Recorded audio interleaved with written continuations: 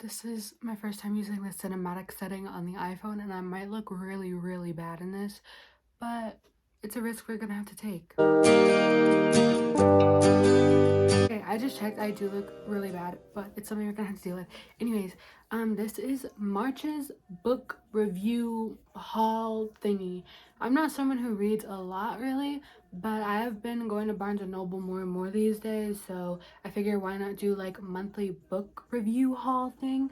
I don't know how to explain what that really is, but I figured I should try. I feel like there should be a trigger warning in this that I'm gonna be talking about Cows by Matthew Stokoe.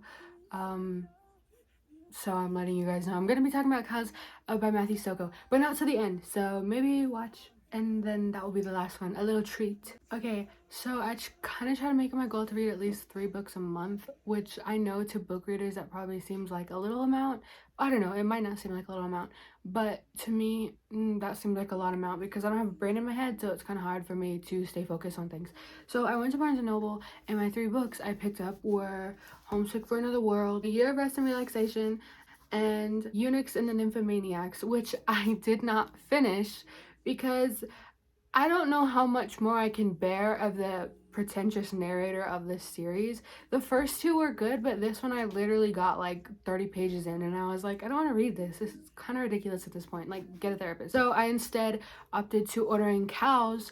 I had my aunt order this for me off of her Amazon account, and the sheer panic that went through my body when it got to her house, and I was like, wait, I hope she doesn't open it and look through it. So the first one I've read was Year of Rest and Relaxation. I read it in one day. I started in the morning and then I finished at like 5 o'clock. I kept taking breaks in between because there was some parts that dragged on a little bit.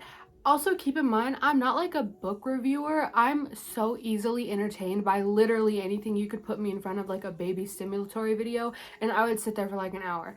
So I was pretty entertained by this book. I know a lot of I've seen a couple people be like, it was pretentious, it wasn't that good. To me, it was good, it was bleak. I love a sad book. My favorite book in the entire world is A Little Life, so this was pretty good. It was a mix, you know? It wasn't too sad, but it was like, why? I didn't know a person would think like that. Like, I annotated it just based on quotes that I liked. I'm literally looking at the things I've annotated, and honestly, it's ridiculous. I really like the writing in this book, because it was simple enough for my pea brain to understand, but it was nicely written enough for me to feel like very intellectual when I was reading it. I felt so deep, not gonna lie. I really liked the book, so I was so excited because I was like, man, I got 2 Otessa Moshfegh books. Like, I'm so hyped because I know I'm gonna like the other one. So I finished this. The ending threw me off. The ending, it says more light required for cinematic mode, and I don't know if that's making me go in and out of focus or not. My Alexa is being so annoying. The ending of this book threw me off majorly because I was expecting it.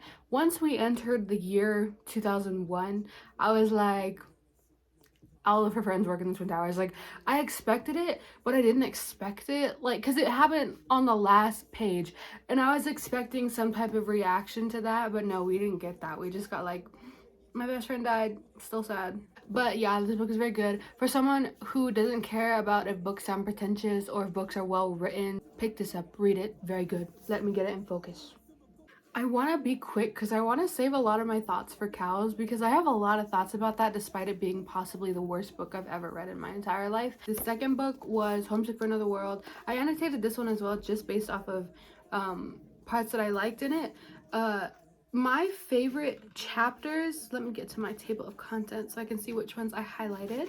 My favorite chapters were all back to back. It was The Weirdos, A Dark and Winding Road, and No Place for Good People. No Place for Good People made me cry, and I'm not sure why it did, but something about it literally wanted to make me throw up and start sobbing everywhere. This paragraph that I annotated literally broke my heart, and I don't know why. Like, I literally don't even know why. Literally broke my heart for some reason. I don't know why. Another one of my favorites was Mr. Wu. It was like the second chapter in this, the second story in this. Relatable. He's really relatable. Made me think about the demonization of old people, not gonna lie. Way that I've seen other people's opinions based on this being like, he's such a creep, he's such a weirdo, he's obsessed, like he's such a creeper. Maybe I'm a creep, maybe I'm a weirdo. song, like the song from Radiohead. He just liked someone, like he just had a crush on her, and yeah, it was an obsessive crush, I'm not gonna lie, I do that too though. And then he was disgusted by her after seeing her like touch the paper and then put on her makeup. He was like, ew, that's gross, she just touched money and now she's touching her mouth, she's disgusting, she probably is a disgusting person, she's dirty, blah blah blah. Maybe me and him have some similarities, because I'm also one to be completely obsessed with someone, and one wrong thing that they do, I'm like, never mind, kick them out the door, I don't like them anymore, they're annoying and I hate them. I related to him a lot on that. I didn't relate to him as much with going to brothels and using prostitutes, but you know, to each their own. I'm not gonna judge. I'm a very woke person, so I'm happy that he's supporting sex workers. I was a little confused in the last story though, because I thought that it was real. Like I thought that like she threw in a little alien story. Like I thought that she was just writing about aliens, like Homesick for Another World. Ooh, like we're getting the aliens, you know? No, it turns out I had to do my own research, because I really was under the impression that these little kids were about to go kill this creeper man and go back to their planet that they wanted to go back to so badly. Had to look it up. Turns out no, they were just kids in their own imagination. And then it ended. We didn't get any resolution to what happened to them. I'm kind of glad. I don't know if I wanted to read all that. Maybe I'm dumb. It just based on the spelling of their names, like Ursula with a Z and like what was his name, Waldorf or something. Like, you confused me, Otessa. You made me think that we were in space. My face claims for people in books makes a really big impact on how I view the book. So for basically all of these stories, it was Paul Dano. I'm not gonna lie to you. My hair is kind of giving Hurricane of Hagaranas. My hair is kind of giving what else can I do? Previously mentioned, I bought cows because I didn't want to finish Unix and Nymphomaniacs, so I bought cows.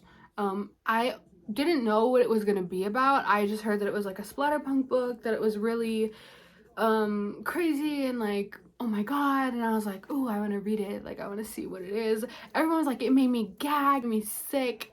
I was expecting a lot more than I got with the gore factor. Maybe because this is the first like quote-unquote splatterpunk book that I've read that was promoted as such a gory thing. It wasn't. Here's the thing.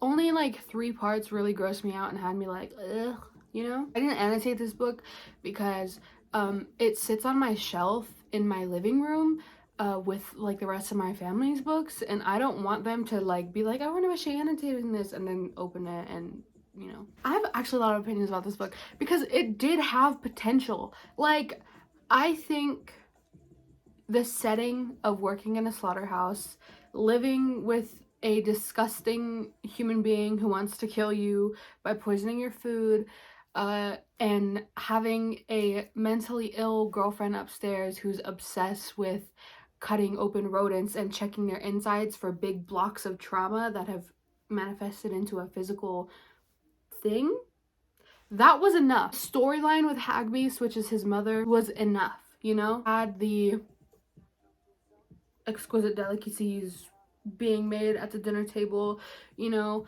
that part made me gag. Those parts, I think it was only those parts of the food scenes grossed me out. And I think that was good, you know. It wasn't good, let me rephrase that. It wasn't a good, pleasant thing to read and imagine in my head, but it was well written enough, and it was enough to make me gag a couple times. Storyline with Lucy, that was good. That was such a good storyline. Like, I wish that there was more of that in this book, because you know, you can tell right away, like, she got pregnant, and you know right away that thing is not gonna last. Like, that thing's either gonna get birthed and then end with a horrible demise, or she's gonna do something, which she did do something.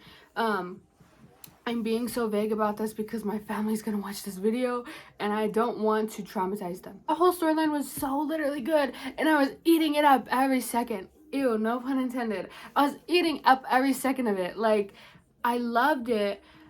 And the slaughterhouse storyline, I already am not a fan of cow meat. I'm already not a fan of that.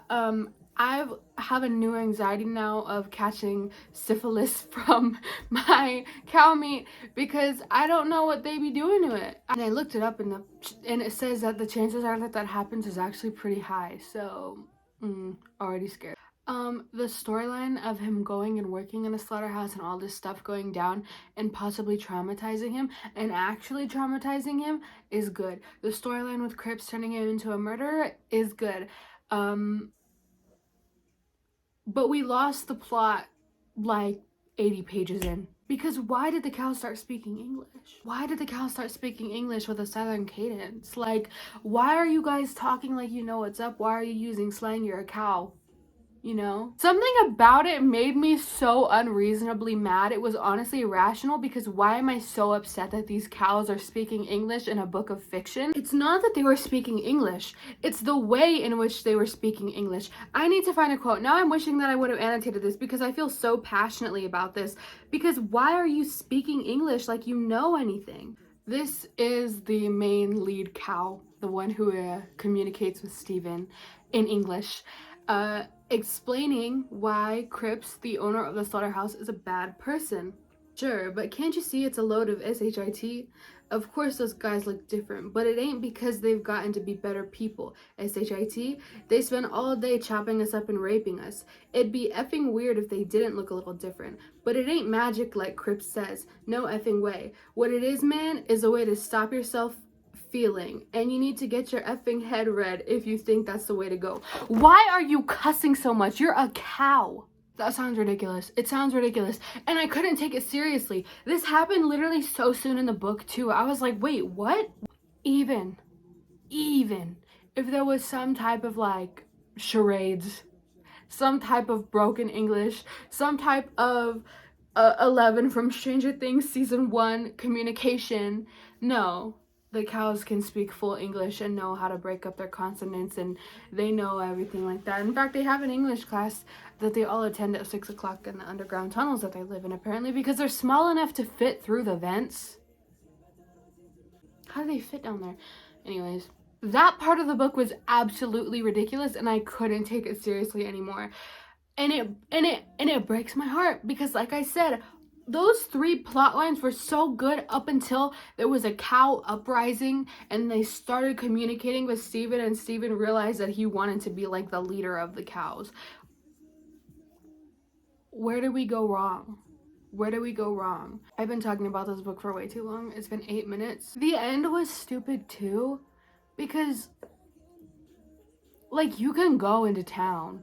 Like, you can go talk to people. You know, like, I understand that he was isolated for a lot of his life, but he went into the city. He could go. You can go, you know, like, you don't have to live underground with the cows and kill the head cow and steal his cow wife. Steal his cow wife? Get help. Actually seek help. We're a little bit into April right now. That was my March book review haul. I already picked up my books for this month. I read one of them. I'm currently reading a second. When I finish that, I'll read the third, and then we will have our April book review haul thingy. I got to film an outro, and I just edited this, and I'm so hungry right now. I'm gonna pass away. Anyways, goodbye. Follow me on Instagram. I'll put it in the description.